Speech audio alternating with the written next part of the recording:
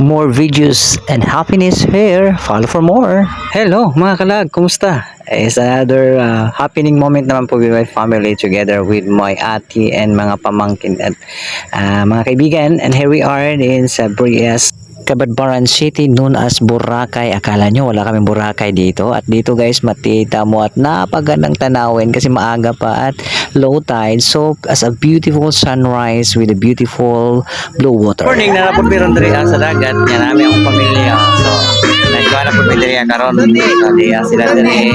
Ayan. Namin diri sa Boracay Beach Resort. So nindot kayo ang area of place karon diri. So anyway guys, nindot gid kayo ni diri ano. So sinusulit namin dito kasi po ang ate ko babalik na yan sa Manila and advance party na lang namin to for her birthday. Sana i-greet niyo siya ang birthday niya bukas. So andito kami guys, napakaganda at napakagandang tanawin at nakawala talaga ng stress dito kasi ito ang aking mga ate yan, swimming na swimming yan, ala Serena talaga sila yan no. Ayan ang happy talaga namin kahit alam mo guys, hindi na kailangan yung mapera ka naman no, di ba? Kailangan is a moment, basta enjoy mo lang bawat meron ka ngayon. Ayan, at dito makikita at matatanaw mo napakagandang tanawin po guys, a blaze nature we have here in Magallanes.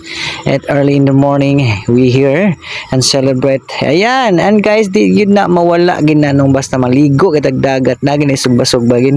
Salamat kay ni atong mga magkapatid na to, brother and sister. Thank you so much sa pag-prepare sa atong sinugba nga isda.